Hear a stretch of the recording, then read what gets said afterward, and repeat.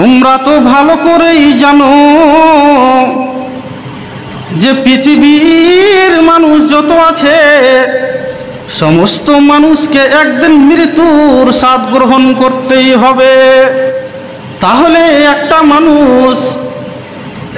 মানুষ যখন মারা যায়, যখন একটা মানুষ দুনিয়া থেকে ওই আখেরাতে চলে যায়, যাওয়ার সময়তে ওই মানুষটার নাম থাকে কি? ওই মানুষটার নাম থাকে বাদশাহ, সর্দার, কিংবা নাম থাকে আর অন্য কোনো মৌলভী সাহেব, সাবির উদ্দিন, অমুক মন্ত্রী।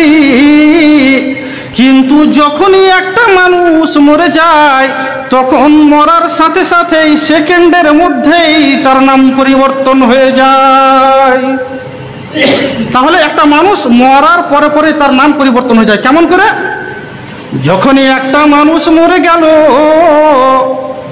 তখন মসজিদে গিয়ে তার এলান হবে অমুক লোকটা মারা গেছে, লাশ নিয়ে যাওয়ার টাইম হলো এতটা, লাশটাকে দাফন করা হবে এই সময়ে। তাহলে তার নাম ছিল বাদশাহ, সর্দার, কিন্তু তার নাম হয়ে গেল লাশ। তার নাম ছিল তাজাম্মুল, কিন্তু তার নাম হয়ে গেল লাশ। তাহলে যখনই প্রাণ পাখি আপনার দেহ থেকে চলে যাবে তখনই সাথে সাথেই আপনার নাম পরিবর্তন হয়ে যাবে। মসজিদে এলান হয়ে গেল অমুক মানুষের ওই লাশটি দাফন হবে অমুক টাইমে। মানুষ ছুটাছুটিতে পড়ে গেল। বন্ধুরে, মানুষ, পৃথিবীর মানুষ কত বড় নিষ্ঠুর!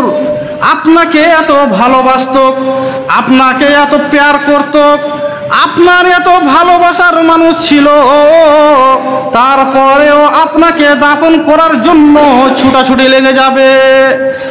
আল্লাহ রাব্বুল আলামিন বলছেন যে আমি পৃথিবীর মানুষ, তোমাদেরকে আমি এত সুন্দর করে বানিয়েছি, এত সুন্দর করে বানিয়েছি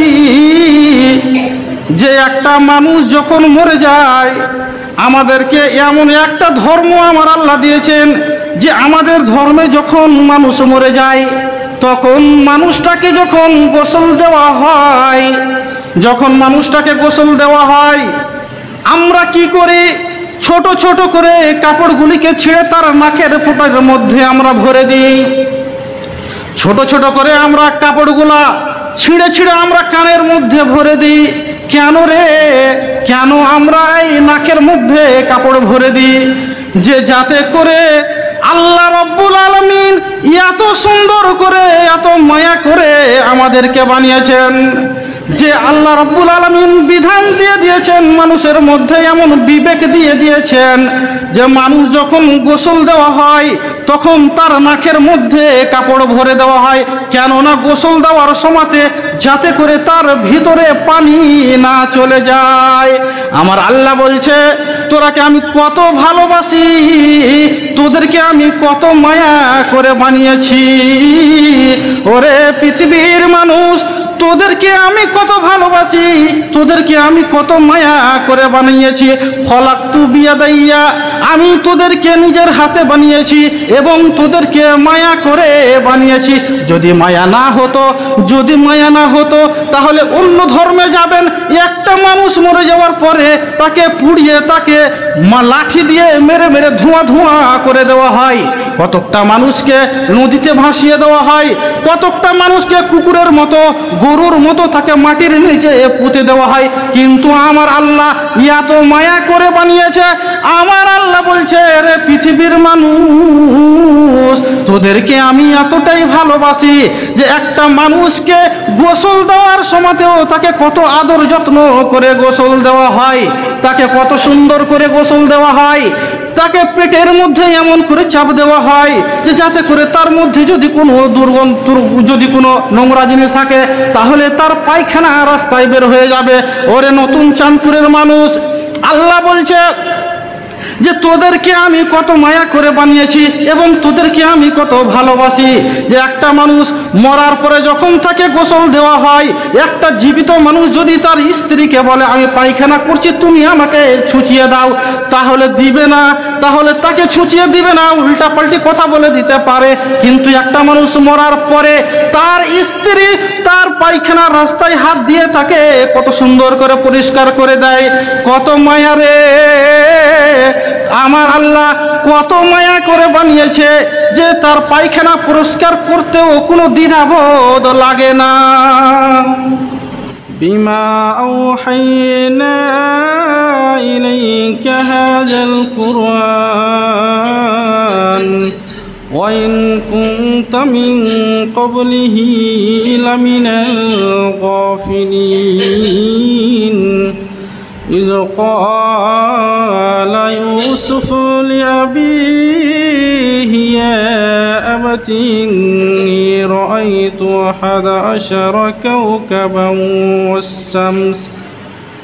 والشمس والقمر رأيتهم لي ساجدين قال يا بني لا تقصص رؤياك على إخوتك فيكيدوا لك كيدا إن الشيطان للإنسان عدو مبين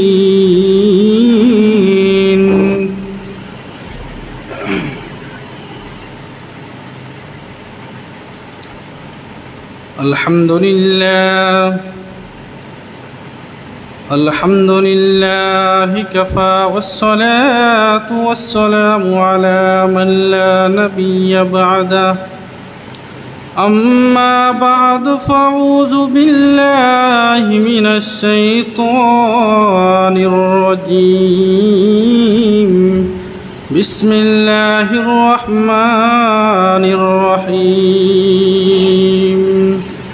يا أيتها النفس المطمئنة ارجعي إلى ربك راضية مرضية فادخلي في عبادي وادخلي جنتي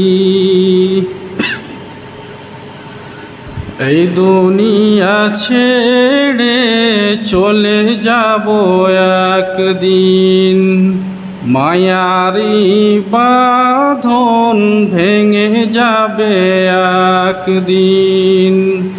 এই দুনিয়া ছেড়ে চলে যাব একদিন, মায়ারি বাঁধন ভেঙে যাবে একদিন।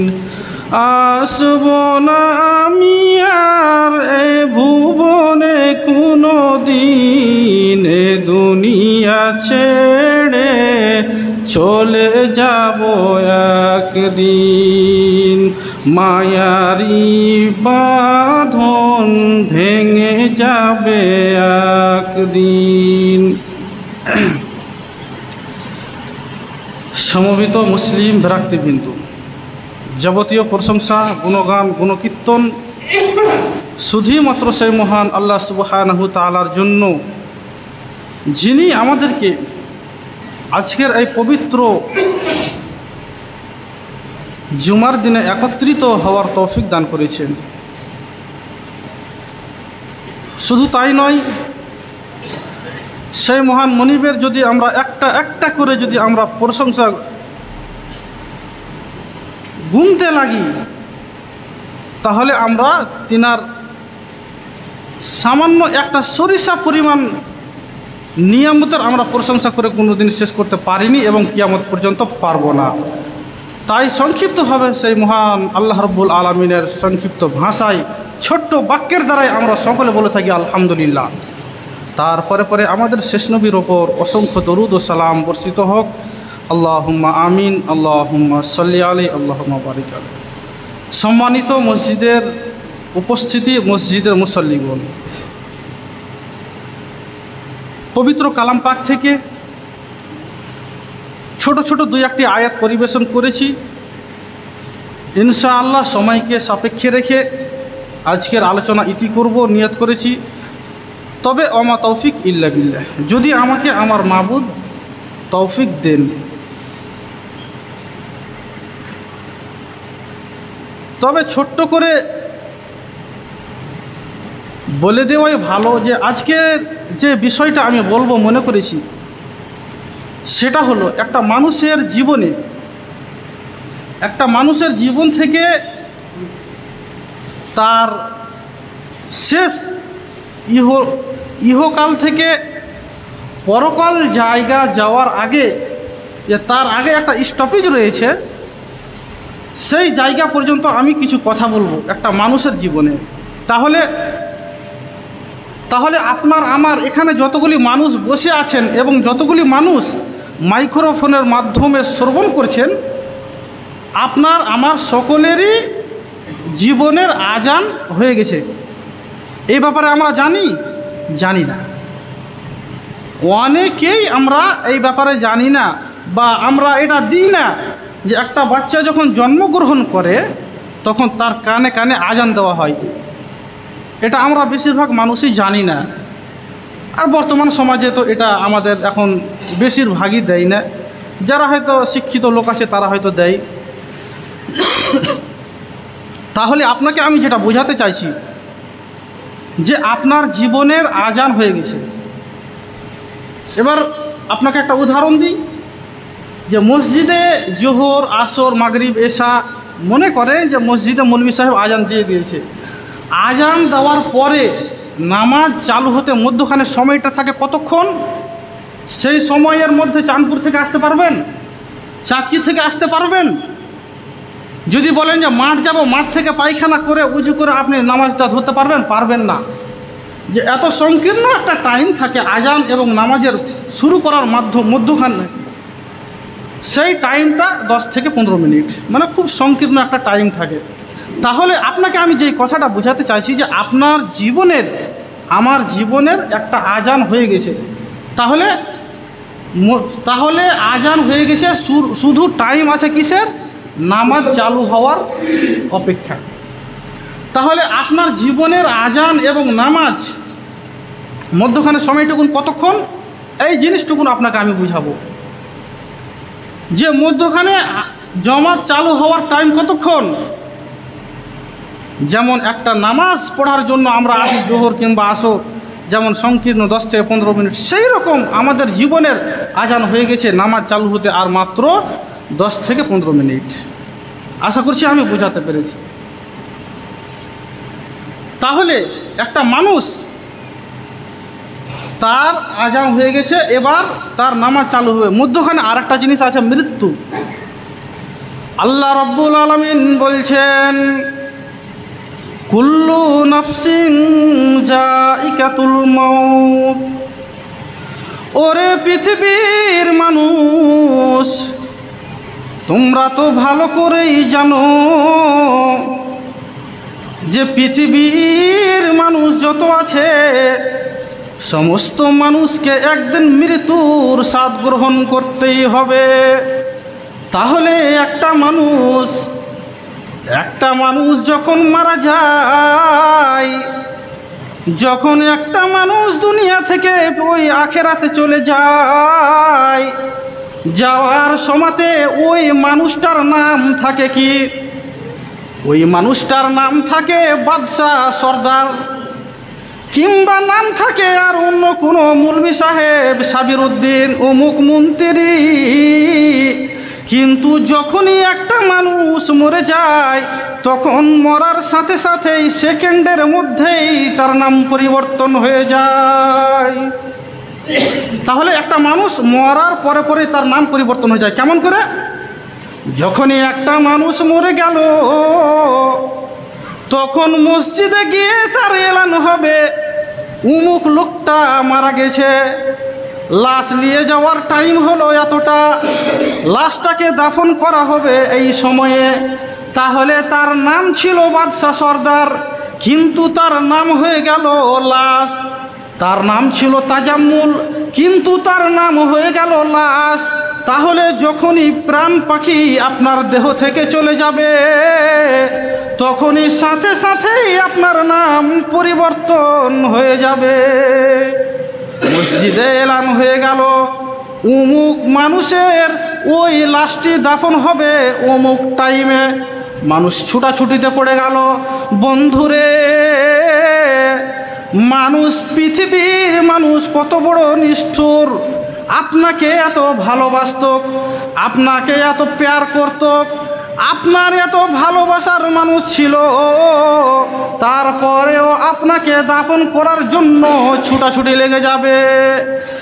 আল্লাহ রাব্বুল আলামিন বলছেন যে আমি পৃথিবীর মানুষ, তোমাদেরকে আমি এত সুন্দর করে বানিয়েছি, এত সুন্দর করে বানিয়েছি যে একটা মানুষ যখন মরে যায়, আমাদেরকে এমন একটা ধর্ম আমার আল্লাহ দিয়েছেন যে আমাদের ধর্মে যখন মানুষ মরে যায় তখন মানুষটাকে যখন গোসল দেওয়া হয়, যখন মানুষটাকে গোসল দেওয়া হয়, আমরা কি করি? ছোট ছোট করে কাপড়গুলিকে ছিঁড়ে তার নাকের ফোঁটার মধ্যে আমরা ভরে দিই। ছোট ছোট করে আমরা কাপড়গুলা ছিঁড়ে ছিঁড়ে আমরা কানের মধ্যে ভরে দিই। কেন রে? কেন আমরা এই নাকের মধ্যে কাপড় ভরে দিই? যে যাতে করে আল্লাহ রাব্বুল আলামিন এত সুন্দর করে, এত মায়া করে আমাদেরকে বানিয়েছেন, যে আল্লাহ রাব্বুল আলামিন বিধান দিয়ে দিয়েছেন, মানুষের মধ্যে এমন বিবেক দিয়ে দিয়েছেন যে মানুষ যখন গোসল দেওয়া হয় তখন তার নাকের মধ্যে কাপড় ভরে দেওয়া হয়। কেননা গোসল দেওয়ার সময়তে যাতে করে তার ভিতরে পানি না চলে যায়।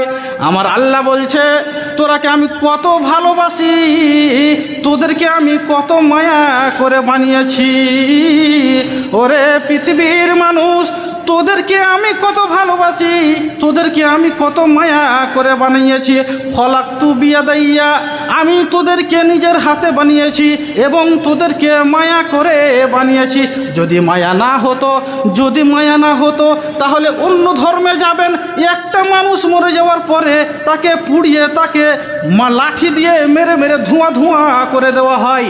কতকটা মানুষকে নদীতে ভাসিয়ে দেওয়া হয়, কতকটা মানুষকে কুকুরের মতো, গরুর মতো তাকে মাটির নিচে পুঁতে দেওয়া হয়। কিন্তু আমার আল্লাহ এত মায়া করে বানিয়েছে। আমার আল্লাহ বলছে, রে পৃথিবীর মানুষ, তোদেরকে আমি এতটাই ভালোবাসি যে একটা মানুষকে গোসল দেওয়ার সময়তেও তাকে কত আদর যত্ন করে গোসল দেওয়া হয়, তাকে কত সুন্দর করে গোসল দেওয়া হয়, তাকে পেটের মধ্যে এমন করে চাপ দেওয়া হয় যে যাতে করে তার মধ্যে যদি কোনো যদি কোনো নোংরা জিনিস থাকে তাহলে তার পায়খানা রাস্তায় বের হয়ে যাবে। ওরে নতুন চাঁদপুরের মানুষ, আল্লাহ বলছে যে তোদেরকে আমি কত মায়া করে বানিয়েছি এবং তোদেরকে আমি কত ভালোবাসি। যে একটা মানুষ মরার পরে যখন তাকে গোসল দেওয়া হয়, একটা জীবিত মানুষ যদি তার স্ত্রীকে বলে আমি পায়খানা করছি, তুমি আমাকে ছুঁচিয়ে দাও, তাহলে দিবে না, তাহলে তাকে ছুঁচিয়ে দিবে না, উল্টাপাল্টি কথা বলে দিতে পারে। কিন্তু একটা মানুষ মরার পরে তার স্ত্রী তার পায়খানার রাস্তায় হাত দিয়ে তাকে কত সুন্দর করে পরিষ্কার করে দেয়। কত মায়া রে! আমার আল্লাহ কত মায়া করে বানিয়েছে যে তার পায়খানা পরিষ্কার করতেও কোনো দ্বিধাবোধ লাগে না।